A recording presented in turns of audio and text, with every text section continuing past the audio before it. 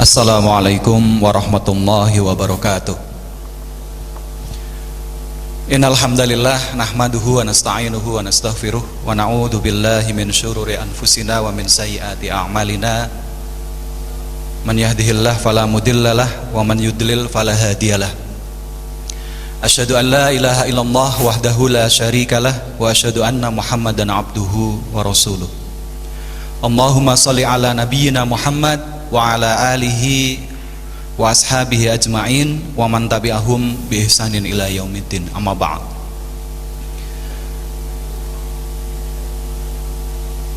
Para alim ulama, sesepuh bini sepuh dan elemen-elemen organisasi masyarakat Islam yang ada di Temanggung dan sekitarnya,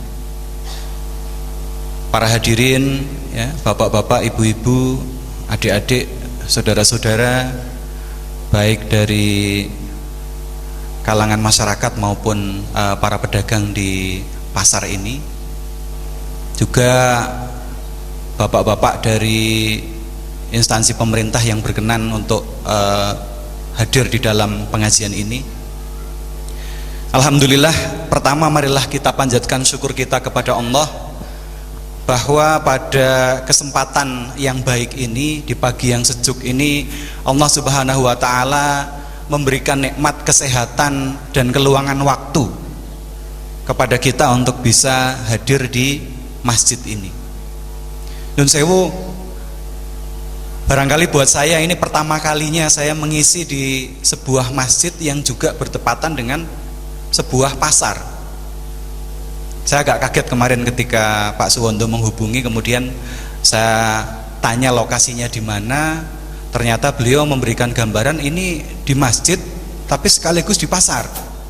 Dan nanti akan di pengajian ini diperdengarkan melalui pengeras suara ke seluruh penjuru pasar. Masya Allah. Ini pertama kali buat saya. Luar biasa. Bagaimana sebuah pasar yang selama ini hanya identik dengan aktivitas perdagangan, jual beli, aktivitas ekonomi, kemudian bisa menjadi sebuah ajang untuk beribadah, ya, dalam kerangka thalabul ilmi, dalam kerangka menuntut ilmu dan silaturahim sekaligus. Ini satu hal yang luar biasa dan saya kira patut diteladani oleh kaum muslimin di tempat-tempat yang lain, ya, bagaimana pasar yang dalam citra secara umum itu dianggap sebagai tempat yang tidak khusyuk, tidak tenang, tidak cocok untuk beribadah maupun menggelar pengajian thalabul ilmi, ternyata bisa menjadi sebuah arena atau media untuk thalabul ilmi. Saya sampaikan penghormatan saya yang setinggi-tingginya pada upaya kerja keras dari para takmir Masjid Abdurrahman bin Auf ini dan juga kepada lembaga dakwah Madinah yang berkenan mengundang saya untuk mengisi dalam suasana yang baru buat saya. Bapak, Ibu, dan saudara sekalian, alhamdulillah pada kesempatan yang baik ini kami mendapatkan amanah untuk menyampaikan sebuah tema, yaitu menyongsong lahirnya generasi Islam.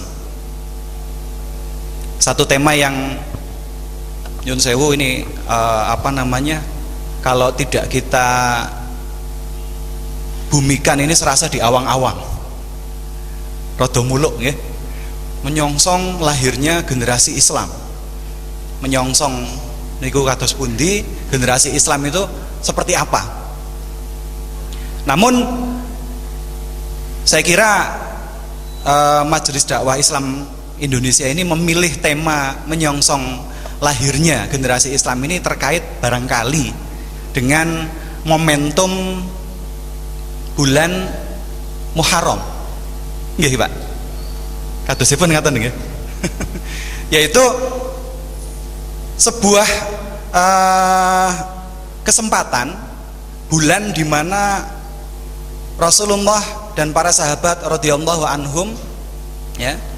Setelah 13 tahun berdakwah di Mekah, setelah 13 tahun berusaha untuk mengajak penduduk Mekah, ya, kaum Quraisy untuk mengikuti ajaran Islam, mengikuti akidah tauhid, kemudian ternyata mentok pada sebuah titik, bukannya diterima dakwahnya, bukannya diterima Islamnya, tetapi justru kebanyakan penduduk kota memusuhi beliau dan para pengikutnya.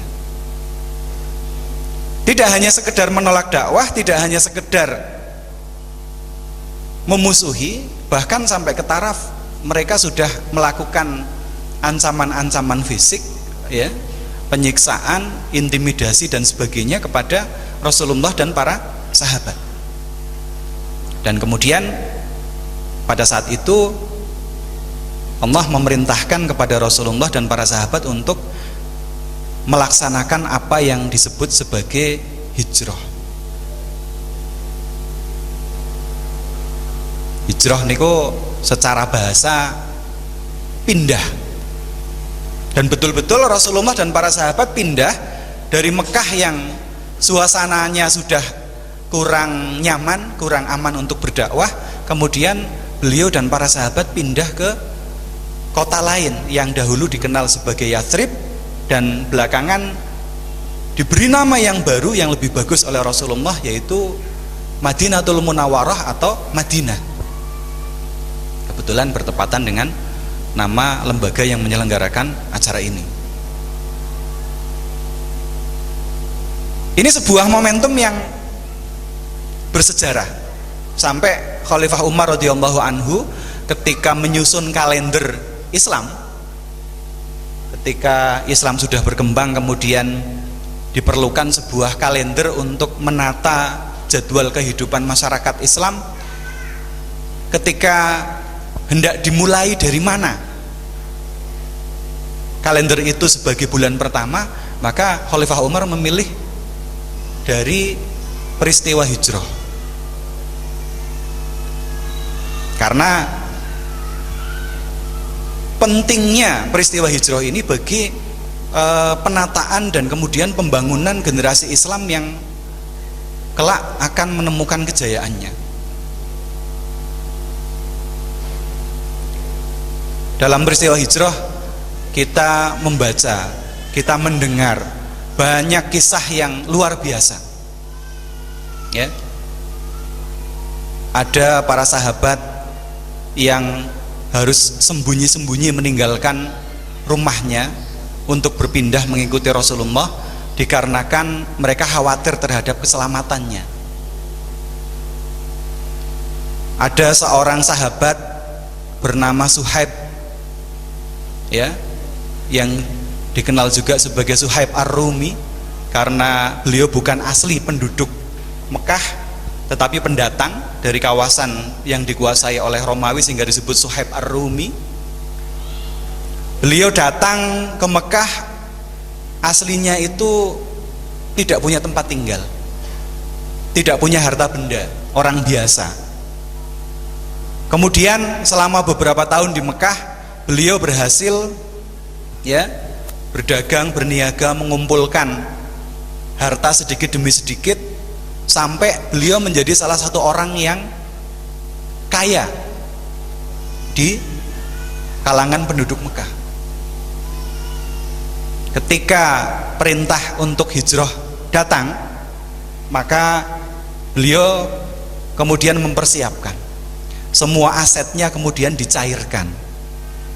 Beliau punya kebun dijual, punya tanah, punya rumah dijual, diuangkan, ya, sampai kabarnya beliau memiliki uang emas dan perak itu yang jumlahnya itu cukup banyak, sekitar 3 kantong.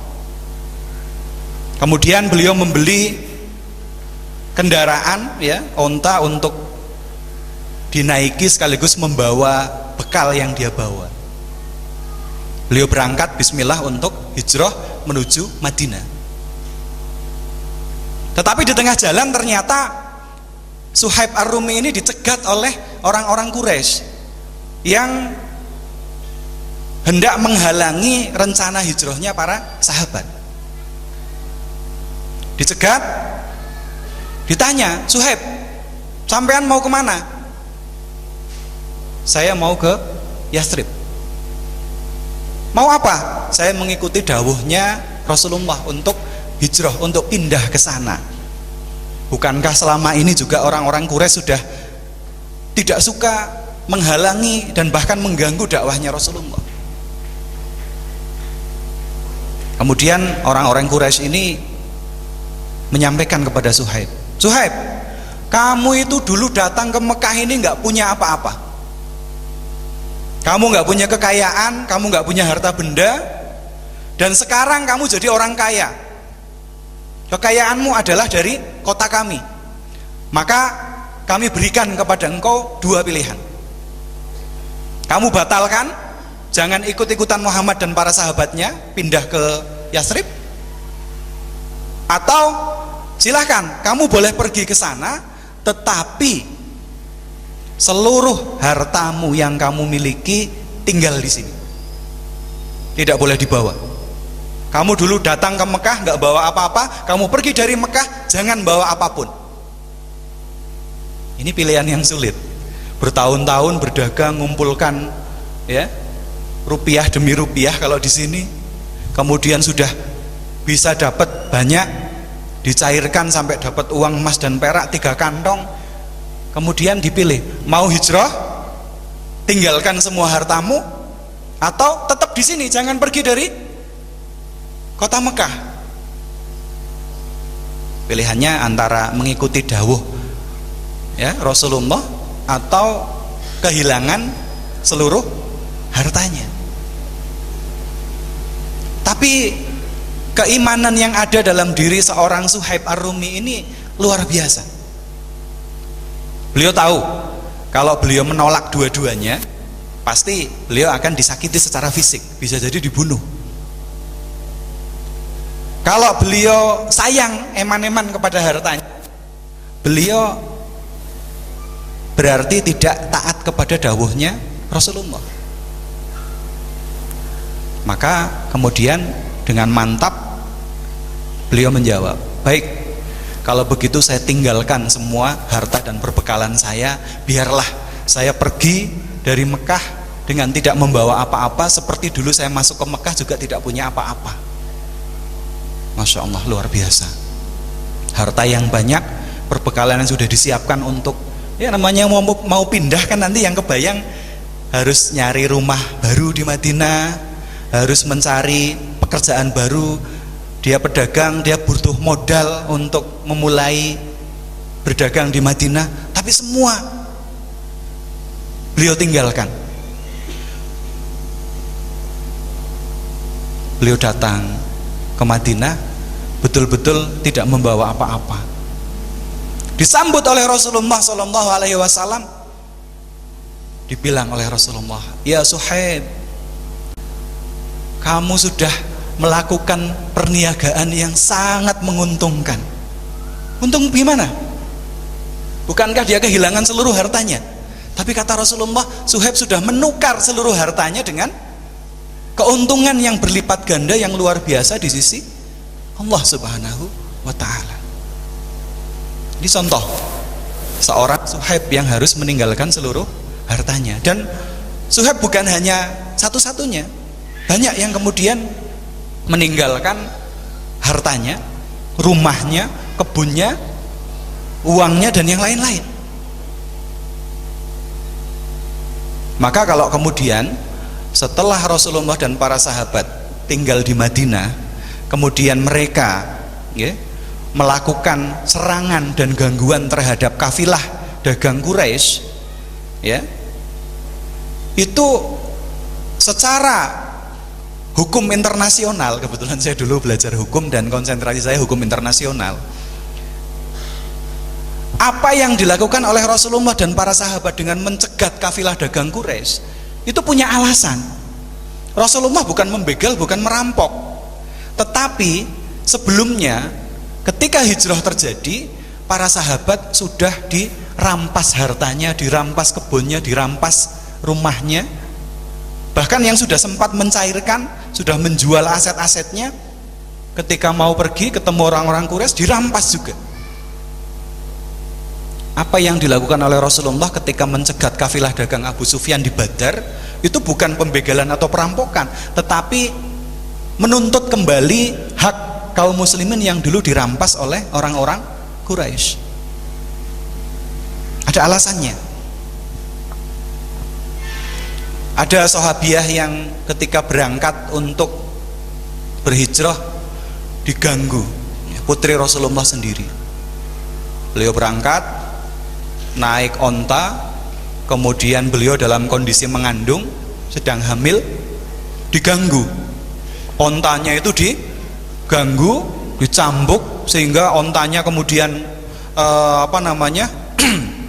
hampir mengamuk, dan putri Nabi beliau terjatuh dari ontanya dan kemudian gugur kandungannya. Jadi gangguan orang-orang Quraisy terhadap para sahabat yang mau hijrah itu luar biasa. Sampai ke taraf perempuan hamil saja diganggu kendaraannya sampai beliau terjatuh dan kandungannya gugur.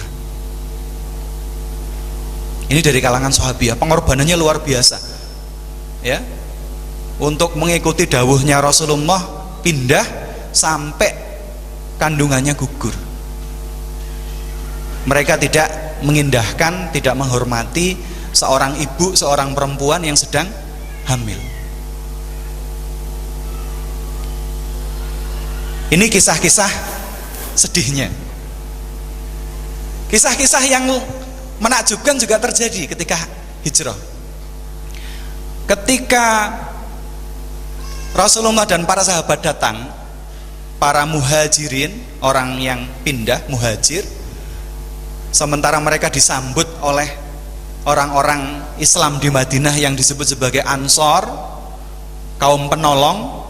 Jadi muhajirin datang berpindah meninggalkan negerinya, Ansor sebagai tuan rumah menyambut dan memberikan apa yang diperlukan oleh kaum muhajirin dari harta dan dari kemampuan mereka. Ya, saya ambil contoh seperti yang namanya diabadikan jadi nama masjid ini, yaitu sahabat Abdurrahman bin Auf radhiyallahu anhu.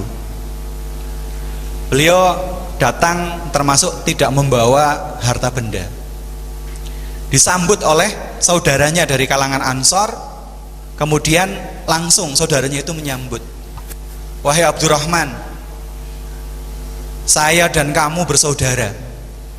Innamal mu'minuna ikhwah, sesungguhnya di antara orang-orang yang beriman itu saling bersaudara. Engkau datang tidak membawa apa-apa, maka hartaku yang ada saya bagi dua. Silahkan ambil separuh harta saya. Ya, saya punya 2 rumah, silahkan ambil 1 rumah saya. Saya punya 2 kebun, silahkan ambil 1 kebun saya.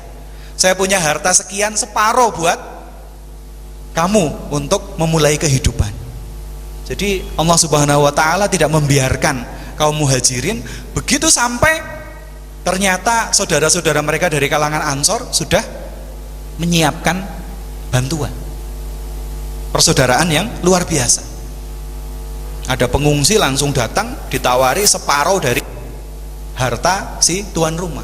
Bahkan yang lebih luar biasa, ya, ketika tahu bahwa muhajirin ini ada yang belum menikah, ditawari, saya punya beberapa istri, engkau belum menikah, kalau mau silahkan pilih di antara istri saya siapa yang engkau sukai, saya ceraikan biar engkau nikahi. Masya Allah, datang tidak membawa apa-apa, langsung diberi rumah, diberi harta, ditawari untuk memilih salah satu istrinya untuk dinikahi. Persaudaraannya sampai ke taraf seperti itu. Dan saya kalau kita barangkali wah langsung hati berbunga-bunga, senang sekali. Tetapi Abdurrahman bin Auf radhiyallahu anhu itu bukan sahabat yang aji mumpung. Wah, mumpung kesempatan langsung dapat harta gratisan, langsung dapat istri. Beliau menolak.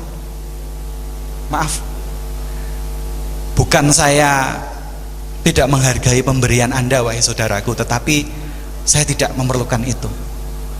Terus apa yang kamu perlukan? Bukankah kamu tidak punya apa-apa? Cukup tolong tunjukkan di mana letaknya pasar, biar saya mencari rezeki dengan keringat saya sendiri. Saya akan memulai berdagang. Masya Allah. Ditawari harta benda, ditawari kebun rumah, ditawari istri, semua ditolak. Yang diminta cuma satu, tolong tunjukin pasar, biar saya berniaga berdagang di sana.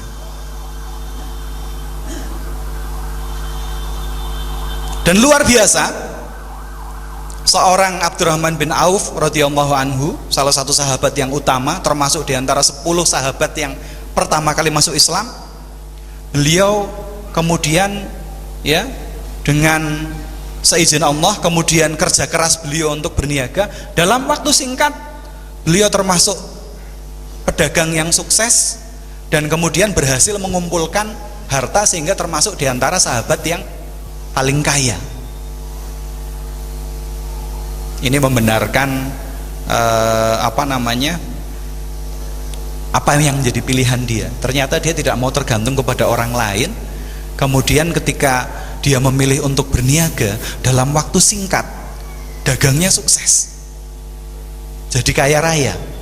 Padahal sebelumnya dia tidak punya modal yang memadai. Sementara kita tahu dalam alam pikiran manusia modern zaman sekarang, yang namanya dagang itu modal menjadi salah satu pokok yang paling menentukan. Gimana Pak Muhammad?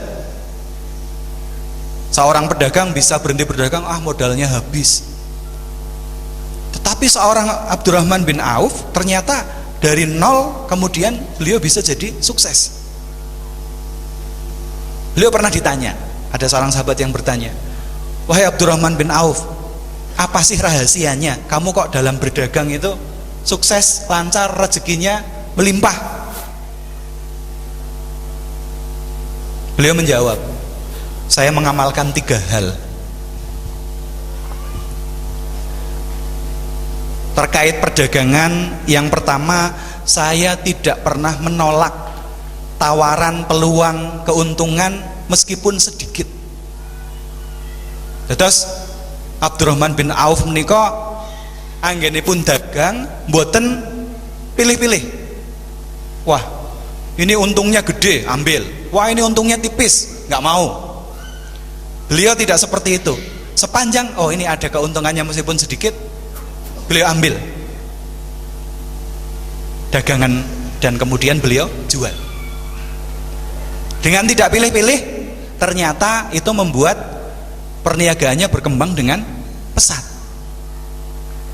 Ini terkait keuntungan. Beliau tidak hanya mencari keuntungan yang besar, biarpun sedikit, tipis keuntungannya, ambil. Yang kedua, ya, beliau menyatakan, saya tidak pernah menunda-nunda memenuhi pesanan pembeli meskipun hanya seekor kambing.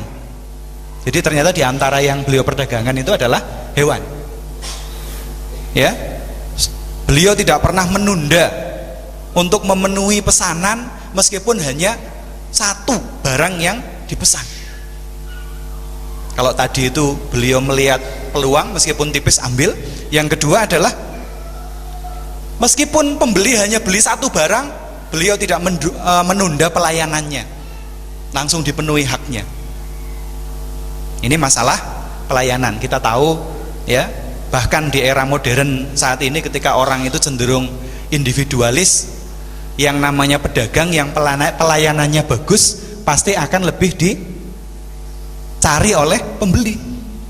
Mungkin tokonya losnya sederhana, barangnya ya biasa-biasa saja, tetapi ketika pelayanannya bagus, semua orang pembeli langsung dilayani dengan baik, dipenuhi hak-haknya, insya Allah seperti Abdurrahman bin Auf, dia akan dicari oleh para pembeli. Itu yang kedua. Yang ketiga, kata beliau, ini juga termasuk kunci juga, saya tidak pernah menjual atau berjual beli dengan cara riba. Jadi beliau tidak hanya cari untung, tidak hanya melayani pembeli dengan sebaik-baiknya, tetapi beliau takut kepada Allah. Takut kalau makan barang yang haram, meskipun menguntungkan, kalau transaksinya ada unsur ribawi, beliau hindari. Baik terkait dengan keuangan, riba fadl, maupun terkait dengan nilai barang, atau sering disebut sebagai riba nasi'ah. Maaf, kebalik ya, riba nasi'ah ke masalah keuangan, dan riba fadl terkait nilai barang. Beliau hindari. Transaksi jual beli, pinjam meminjam, utang piutang yang bernilai riba, beliau hindari. Dan kemudian Allah Subhanahu wa taala memberikan keluasan rizki kepada beliau. Dalam waktu cepat, dari nol beliau jadi orang pedagang yang sukses dan kaya raya. Dan beliau dikenal sebagai salah satu sahabat yang paling dermawan. Paling dermawan. Ini contoh kesuksesan seorang muhajir. Ya. Bagaimana Abdurrahman bin Auf kemudian sukses membangun dunianya setelah dia berusaha untuk mengejar akhiratnya dengan cara mentaati dawuh atau perintah Rasulullah SAW untuk berhijrah. Nah, sampai di sini mungkin ada yang bertanya, apa kaitannya dengan membangun generasi Islam? Kita sebagai orang-orang beriman, orang Islam, kita yakin bahwa masyarakat yang paling baik, yang paling ideal, ya, yang paling patut diteladani itu adalah masyarakat Islam pada masa Rasulullah dan para sahabat. Rasulullah sampai mengatakan khairul quruni qarni. Sebaik-baik generasi, sebaik-baik masyarakat itu adalah kurun generasiku. Generasinya beliau, Abu Bakar, Umar, Utsman, Ali, Abdurrahman bin Auf, dan para sahabat. Tsummal ladzina yalunahum, tsummal ladzina yalunahum, kata beliau. Setelah itu baru generasi setelahnya, yaitu generasi para tabi'in. Dan kemudian setelah itu generasi tabi'ut tabi'in. Kalau kita hendak mencari seperti apa sih masyarakat yang baik, masyarakat yang ideal, ya, baik secara politik, ekonomi, sosial, ya, keamanan dan sebagainya, maka sepantasnya kita merujuk atau melihat, mengambil pelajaran dari khairul qurun, generasi yang terbaik, yaitu generasi Rasulullah dan para sahabat beliau. Dan masyarakat ini diawali oleh para sahabat, ya, beserta Rasulullah ketika hijrah dilakukan. Mereka pindah, tinggalkan Mekah yang penuh dengan kemusyrikan, tinggalkan Mekah yang tidak toleran terhadap dakwah, meninggalkan Mekah yang penuh dengan kezaliman, di mana orang-orang miskin dizalimi oleh orang-orang kaya dengan utang piutang riba yang menjerat leher, di mana para kaum rakyat jelata, budak diperlakukan zalim oleh para majikannya. Itu ditinggalkan, mereka pindah ke kota baru, memulai hal yang baru, berawal dari keimanan. Generasi ini generasi yang membangun, ya, bangunan generasi dan peradabannya dengan hal yang baru. Waktu itu kalau kita belajar tentang sejarah peradaban, banyak peradaban yang lahir dan kemudian mencapai kejayaannya itu dimulai dari hal-hal yang sifatnya duniawi, ya. Peradaban Romawi yang kemudian bertahan ribuan tahun, ya, sebelum runtuh, itu berawal dari sebuah suku kecil yang merebut tanah, merebut wilayah suku yang lain dan kemudian memperluas dengan perang, memperluas terus wilayahnya sampai tegak kerajaan Romawi. Diawali dari merampas tanah, ya, juga merampas istri. Kalau kita baca sejarah Romawi, setelah mereka merampas wilayah, kemudian suku ini, suku pendiri Rom ini adalah suku prajurit, kebanyakan laki-laki, mereka butuh istri. Maka untuk mendapatkan istri mereka merebut dari suku-suku di sekitarnya. Mereka mengundang, mengadakan pesta, ya. Kemudian suku-suku di sekitarnya datang untuk makan-makan, dan kemudian dalam situasi pesta itu kemudian mereka menculik kaum perempuannya untuk direbut dijadikan istri. Ini peradaban Romawi lahir dari kezaliman dan perebutan terhadap kaum yang lain. Sementara peradaban Islam justru lahir dari orang-orang yang terzalimi, diusir dari kampungnya sendiri, dirampas hartanya, dicegat ketika hendak pindah. Logikanya orang yang mendolimi itu lebih kuat daripada orang yang terzalimi. Tetapi Allah membuktikan bahwa ternyata peradaban Islam ternyata tegak dengan cepat. Dalam waktu kurang dari 100 tahun peradaban Islam kemudian sudah menguasai seluruh jazirah Arab ditambah Parsi dan Syam. Dalam waktu kurang dari 100 tahun, ketika era Khalifah Umar bin Khattab, peradaban Islam sudah menguasai Baitul Maqdis dan sekitarnya, Palestina, sampai ke Syam. Persia sudah tunduk. Padahal waktu itu kerajaan besar yang ada di dunia paling besar adalah Romawi dan Persia. Dua-duanya berperang, saling mengalahkan, nggak ada yang kalah. Silih berganti Allah memenangkan dan mengalahkan keduanya. Begitu peradaban Islam muncul, dalam waktu cepat peradaban Parsi runtuh, kalah oleh peradaban Islam. Dan peradaban Islam tidak seperti Romawi tadi yang sekedar merebut saja, tetapi Islam menawarkan solusi kehidupan.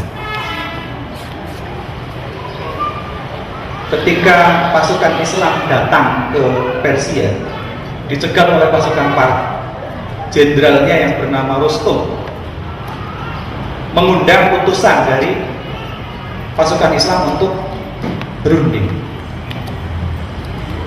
Diutuslah seorang sahabat bernama Rib'i bin Amir, sahabat yang biasa-biasa saja secara fisik, secara latar belakang beliau orang biasa. Datang beliau sendiri ke markasnya Rustum naik kuda.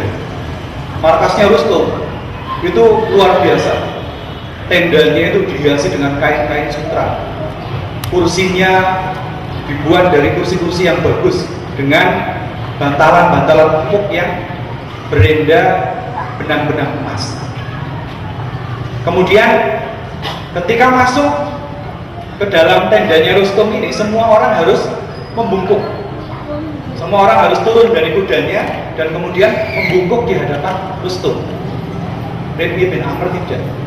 Dia datang, tetap dia naiki kudanya masuk ke dalam tenda. Sampai para pengawalnya Rustum itu mengerumuni hendak menurunkan dia. Ini orang kurang ajar sekali. Di hadapan panglima jenderal kita kok malah tidak mau turun dan tidak mau membungkuk. Rib'i bin Amr datang. Begitu disegat, dia turun dari kudanya. Kudanya diikatkan kepada salah satu kursi yang ada di situ. Ya. Ini mungkin untuk ukuran kita ini tamu tapi kurang toto, ya. Nggak sopan. Tamu kok malah datang nggak turun dari kudanya, diikatkan di ininya. Tetapi Rib'i melakukan itu karena sebuah alasan.